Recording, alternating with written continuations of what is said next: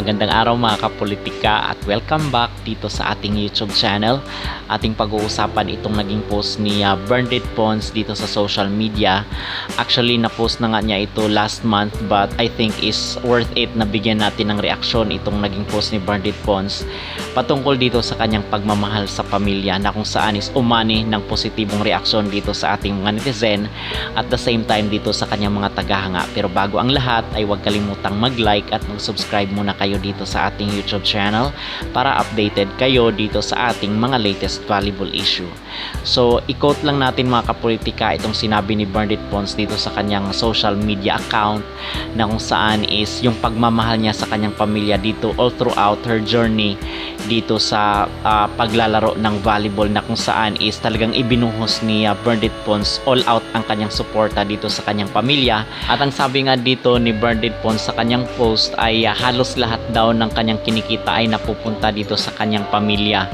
Kasi yung kanyang tatay pala or yung kanyang papa is nagtatrabaho dati bilang pedicab driver.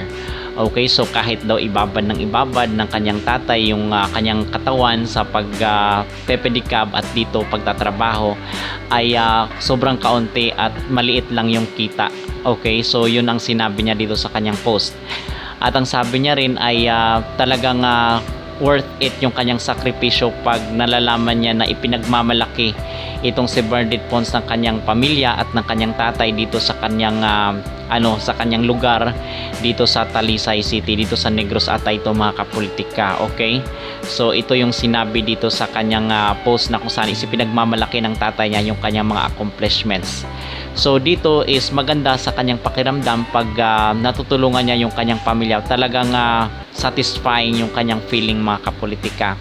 Okay, kasi hindi naman lahat ng mga anak ay nililingon yung kanyang pamilya. Halimbawa lang dito itong si Carlos Yulo na kung saan is even though talagang umani na siya at humakot na siya ng mga milyones dito sa kanyang pagkapanalo bilang gold medalist sa Olympic ay hindi niya nilingon yung kanyang pinanggalingan or yung kanyang parents. So bihira lang at talagang hinangaan ng mga netizen na itong si Bernadette Pons ay ehemplo at talagang halimbawa sa mga kabataan na may narating sa buhay at nilingon yung kanyang pinanggalingan. Okay, so umani yung mga reaksyon at mga positibong komento ng mga netizen mga kapolitika. And recently nga is nakita natin itong si Bernadette Pons na namimili na ng mga appliances kasi nga 2 beses nag-champion yung kanyang team at the same time MVP rin siya. So nakuha na rin ni Bernadette yung kanyang premyo dito na 50,000 ata yun sa pagiging MVP doon sa PVL Reinforcement kasi siya nga yung MVP.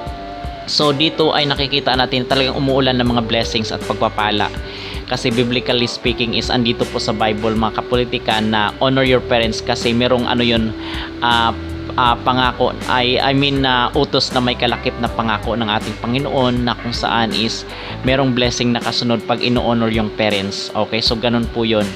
So dito is nakikita natin talaga yung determinasyon ni Bernadette Pons at talagang hinangaan siya ng mga netizen. Okay, so mga kapolitika, ito yung ating opinion at ating reaction dito sa isang post ni Bernadette na kung saan is hinangaan ng publiko. Talagang pinusuan ng mga netizen itong kanyang post, ang kanyang pagmamahal sa pamilya. Kung kaya hindi lang sa galing kundi yung ugali rin ng batang ito ay nangaan ng mga kanyang supporters. Okay, so mga kapolitika, ano ang yung masasabi dito sa pagmamahal ni Bernadette Pons ito sa kanyang pamilya na kung saan ay umani ng samot-saring reaksyon dito sa ating netizen at talagang napamahal ang kanyang mga supporters dito sa pinakita.